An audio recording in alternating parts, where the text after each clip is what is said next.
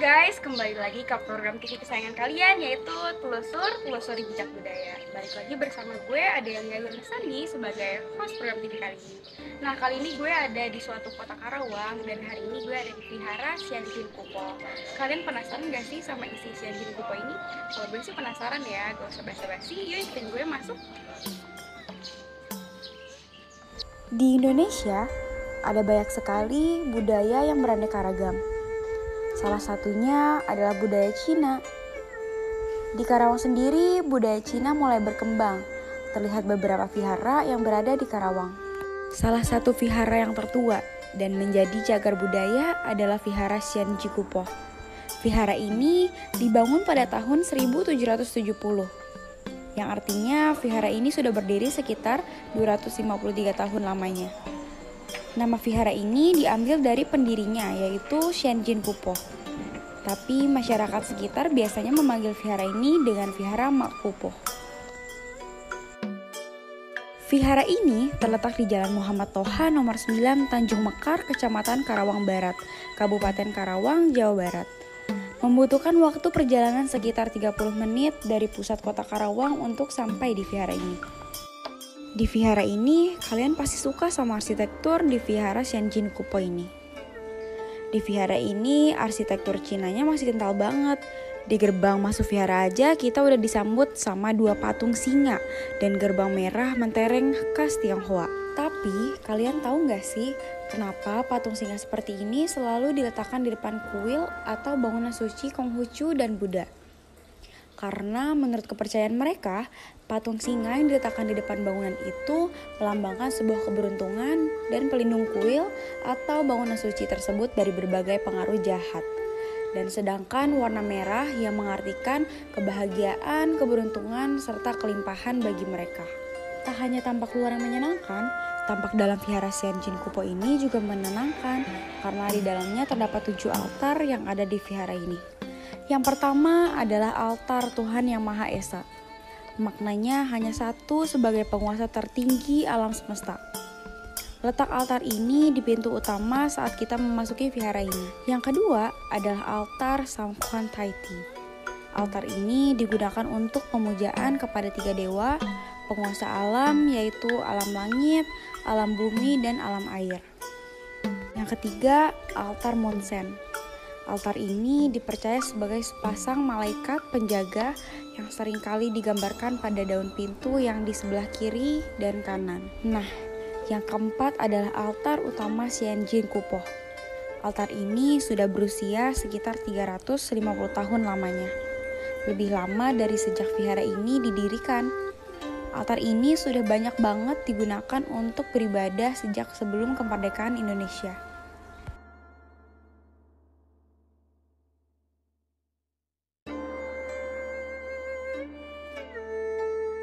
Yang kelima, altar Sakyamuni Buddha. Di altar ini terdapat patung Buddha yang biasa kita sebut dengan Buddha Gautama.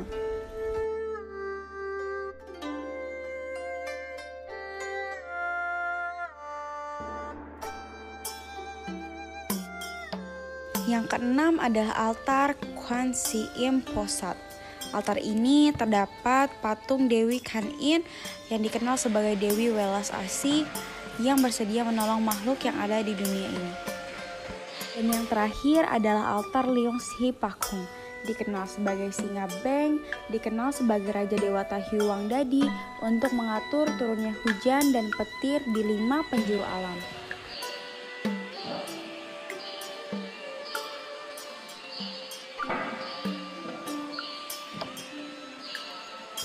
Ini ada patung Liun Sen Pakung, naga merah dan naga hijau ini bakal dimandiin tanggal 22 Juni ya, pertengahan tahun di jam 12. Nah, biasanya mereka ini dimandinya sama suhunya sendiri dan warga-warganya juga buat ngebersihin patung-patung ini.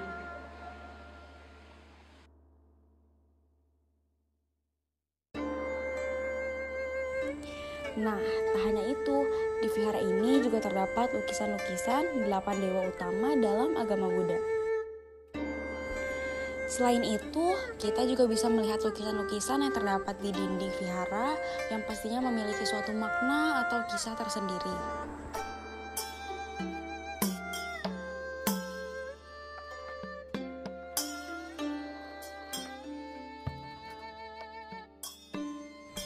Nah, salah satunya adalah kisah perjalanan seorang biksu yang sedang dalam perjalanan mencari kitab suci.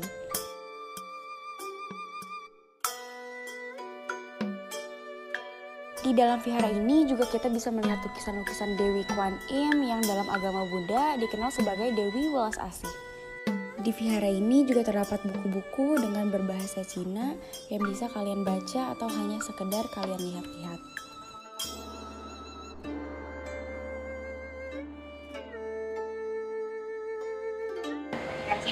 Sebelumnya atas nama siapa? Saya biasa dipanggil Cengkeng aja. Dipanggil Cengkeng ya, oke. Sebelumnya biasa dipanggil Cengkeng. Jadi gini tuh, kita mau tanya tentang sejarah Shenjin Kupoing secara singkat aja, boleh dijelasin? Oh, ya, yang saya tahu ini ya, dulunya awalnya kan yang bawa kan musik Pak Tupak, ya, Studio ya.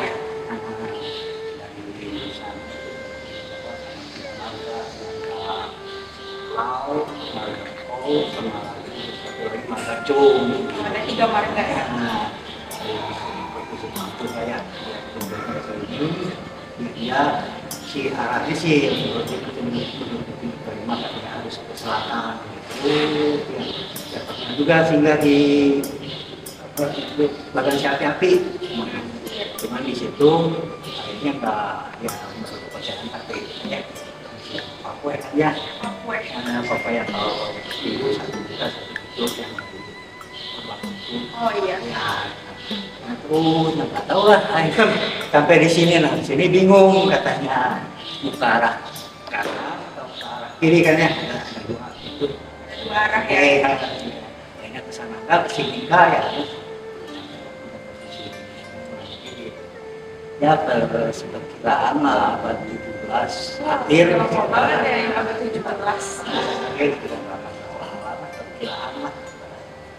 Kalau untuk nama Shenjin Kupoing sendiri itu dari itunya apa dewanya lah ya, dewa itu gelar sebagai itu sejarah singkatnya lah ya.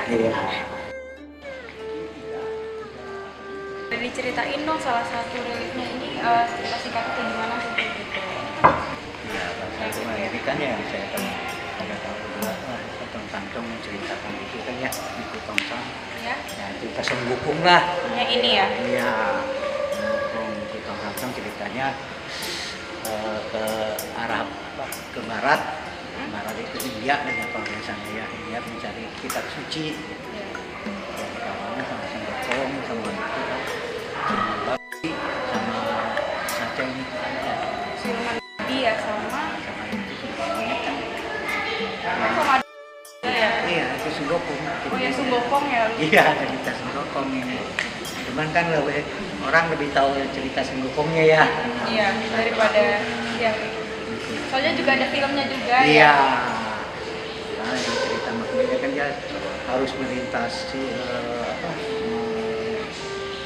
itu 100 rintangan gitu ya.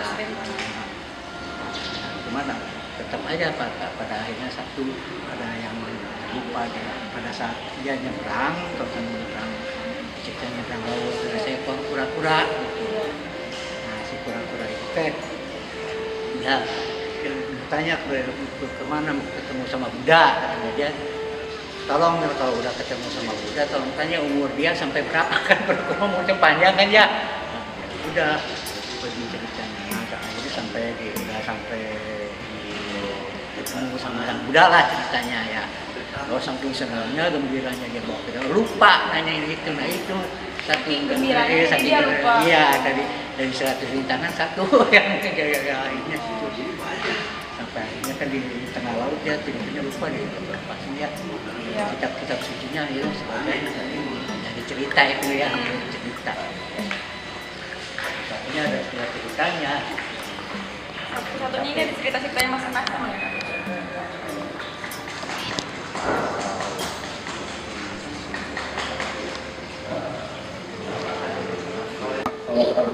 Kalau menjadi dewa kan mau beristri kan ya. Oh, nggak boleh beristri ya? Ya saking perempuan kalau ya ini dia nah kalau menjadi dewa itu orang Oh, di jadi situ. goyah dia ya? Bertolak. Tapi akhirnya dia lulus juga. Ceritanya ya paling ini menonjol gitu ya orang dewa. Yang paling banyak diketahui juga nih. Sering dibikin lah. Ya, apa?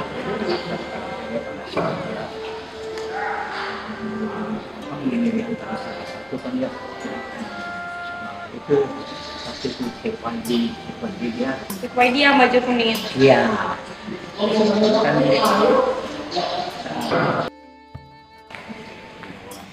Kalau untuk arti dari ini lampion ada artinya kayak sih. ya Lampion ini kan banyak banget ya. Terus ada setiap lampion tuh ada nomor dan ada bacaannya itu apakah ada? lampion biasanya kan orang simbol penerangan ya, nah ini kan Penerang. dipasang dalam 1 tahun soal supaya ya dengan biasa terang lah ya. Kalau dari angka-angka mah menurut kepercayaan dia lah istilah apa angka hoki. Oh, angka hoki ya. Iya itu makanya kan angkanya Oh, berarti ini angka ini bukan tidak berurutan ya. iya. Nah, Manusia ada yang 8787, ada yang cuman satu angka. betul dia pengen pakai nomor ini nomor angka ini ya. Jadi dia bikin sendiri buat nomor hokinya dia. Iya, Gitu. nah, kadang-kadang ya. Angka unik. Untuk yang bisa masang lampion ini cuma orang-orang yang beribadah di sini aja gitu. Siapa yang apa gitu? Iya, ya siapa aja lah, bebas ya. Kamu kan ya sesuatu atau agama lah ya.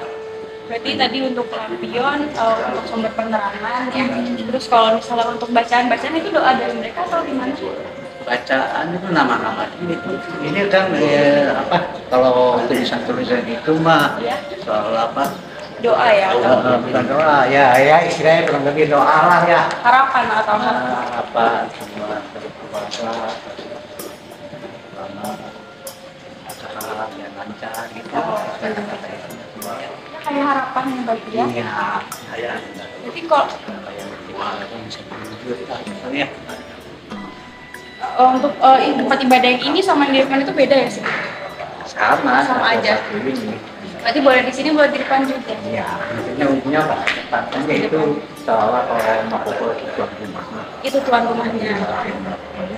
atau pagi kan seolah ya apa sebagai mungkin ya Iya. ya kurang lebih lah. Nah, sobat Lusur, jadi itu penjelasan singkat dari suku mengenai vihara Cangcukupon. Tak hanya altar Dewi Kwan Im dan altar Buddha saja di Vihara Shanji Kupo ini.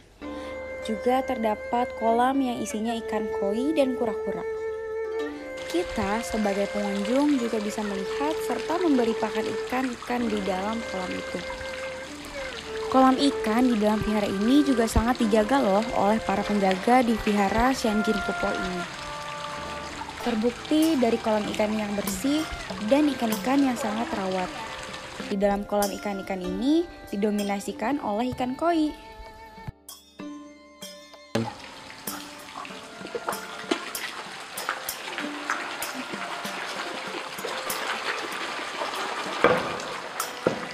Nah, sobat Lusur, jadi di sini itu orang-orang nggak hanya untuk beribadah. Di sini dari berbagai agama juga ada yang belajar untuk mengetahui budaya dari Tionghoa ini. Terus ada juga yang belajar untuk mengetahui arti-arti simbol-simbol yang ada di dalam vihara ini. Dalam vihara ini juga ada penjaga-penjaga yang udah bertahun-tahun mereka untuk menjaga vihara ini. Kalian bisa nanya ke mereka tentang sejarah-sejarah ini karena mereka udah jauh banget, sobat Lusur.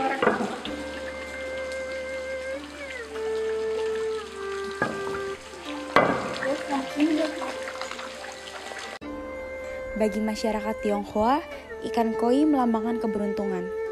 Ikan-ikan di vihara ini merupakan hasil sumbangan umat yang beribadah di sini.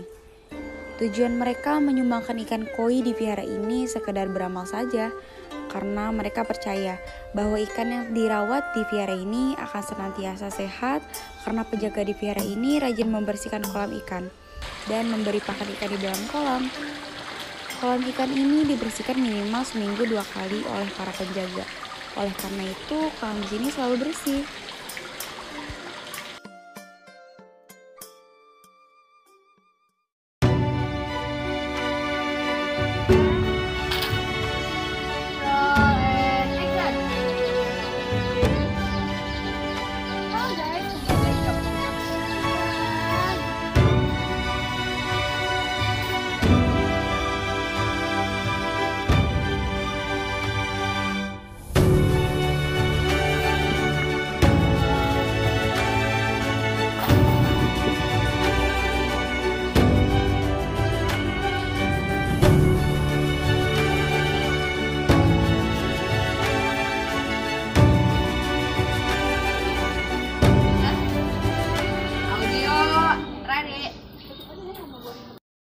Kembali lagi ke program TV kesayangan kalian, yaitu Telusur Jejak Budaya. Nah, balik lagi bersama gue Adelia Sandi. Gue kali ini ada di vihara di salah satu kota Karawang, yaitu Vihara Candi Kuto. Nah, kalian penasaran gak sih sama isi vihara ini? Kalau gue sih penasaran. Kalau misalnya kalian mau lihat, stay tune di program TV kali ini, Telusur Budaya. Katanya kelihatan Setengah badan apa full? setengah.